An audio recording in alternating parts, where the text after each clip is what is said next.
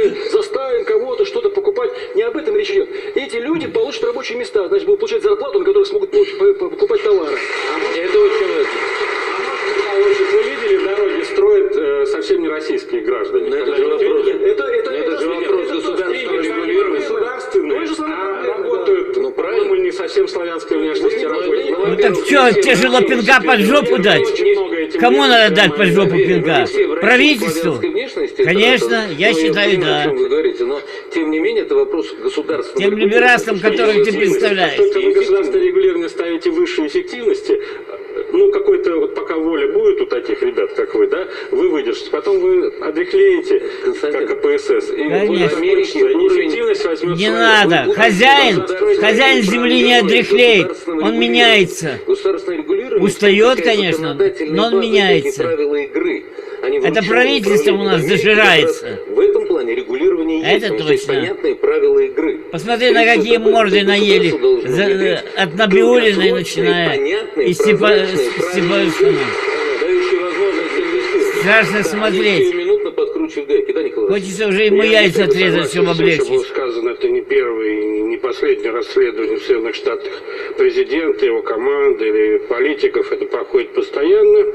Я напомню, Клинтон в первый же год президентства Клинтона, его связи с Китаем расследовались, и тогда штабу Клинтона избирательному пришлось вернуть деньги, которые были получены от китайских ИГОРа, от китайских бизнесменов в свое время и так далее. Это типичная довольно ситуация. То, что происходит это, я на самом деле считаю, что это очень здоровое явление. Надо все это делать прозрачно, надо говорить, так сказать, о деньгах, которые гуляют по американской политике, наказывать тех, кто нарушает законодательство. Я совершенно согласен с тем, что как американский политик, обманувший, так сказать, Конгресс, он получает по полной. И вот эту практику неплохо бы тоже России на самом деле перенять и разобраться. Ой, так это же они сразу же будет не Россия. Почему вас согласен? Чьи деньги постоянно вводят в заблуждение те другие, так сказать, российские политики, которые выступают перед вами же. Но это ваша проблема. Просто список адреса, нас там вводят в заблуждение, когда... Вот. Назначили расследование и вызывайте. Да, я думаю, что в России бы не помешал институт независимого прокурора, на самом деле. Вот это самое главное. В Америке он действует достаточно эффективно. Это первое. Второе, действительно, Трамп, я говорил об этом здесь уже несколько месяцев назад, оказался гораздо более сильным президентом, чем он был кандидатом в президенты. Вот молодец. Вот он обучаемый, он быстро, так сказать, начинает брать под контроль те или иные сферы. И он всех прыгнет. И я в этом уверен. Трампиванку будем танцевать. Политические тусовки показывают, что мы же берем только те сферы, которые нам интересны. А если посмотреть широко на отношения Трампа с губернаторами, вот на реформу налоговую, которую только что, так сказать, провели, на бюджетные дискуссии, то, что является для него главным. Не вот эти там российские перипетии. Вы еще будете мечтать о таком президенте. А внутренние проблемы. Он вас просто сейчас строить вам не нравится. Какой там, 70-е? Это как в армии. Когда всех в линию строить не нравится, а потом марширует гордо.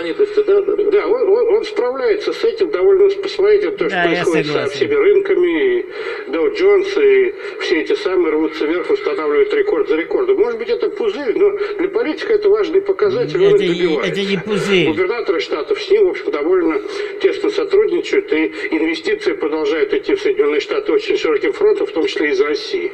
То есть надо смотреть на то, что для него лишние деньги-то у России всегда были. Где-нибудь под лавкой или в стеклянной банке. К нему там очень много. Настолько неплохо, что уже серьезно говорят о высоких шансах второго срока. Да, и, в общем, уже демократы задергались, и, молодец. В общем, им тоже надо искать достойную кандидатуру, пока, в общем, там можно отдельно обсудить эту тему, но действительно говорят о том, что Трамп начал свою невольную, так сказать, новую избирательную кампанию. Третий мой тезис заключается в том, что санкции, не санкции, Сергей, вообще конкуренция останется. Америка никогда не будет помогать развивать российскую экономику. Россия никогда не будет помогать, можно называть это санкциями, никогда не будет помогать развивать американскую экономику. Это нормально. Поэтому мы должны ложить на это в самом начале. И в этом смысле она конкурентнее, чем любой колхозный рынок. Поэтому там особо доброй воли нет. Доллар, как говорил президент Трумэн, в свое время очень смелый и очень трусливый инструмент. Он бежит туда, где выгодно, и убегает оттуда, где опасно. Вот откуда он убегает, что бы политики не делали, он будет убегать. И поэтому я совершенно согласен с Володей, что проблема не в экономике, а проблема в том, как политическая система России управляет этой экономикой. Какие законы есть, какие рамки, какие регулирования. Проблема в российской политике, а не в российской экономике. Экономика вторична здесь по отношению к политике. Если экономика, вы хотите свободную, развивающуюся экономику, делайте свободную политику. Нет. Китай, например, на самом деле, если... Китаю удается сделать свободную, развивающуюся экономику при совсем не свободной политике. Там есть общий заказ, и все знают, что надо там миллион того-то произвести, миллион того-то. А у нас хер его знает. Идите на рынок, спросите. Ну, вчера надо было, сегодня не надо было.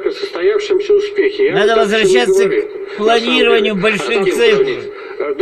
Есть такая теория, которая обязательно сводит, сглаживает Замедлились насколько? Все равно эти скачки. Ниже или выше, чем в Америке? Ну, в Америке в 2 раза огромный. Я так чем вежливо. А размер экономики уже сравним с американской или нет? По объему, да, учитывая, что все-таки Китай... Видите, Николай Васильевич? Я понимаю, просто как только про экономику, у нас сразу реклама.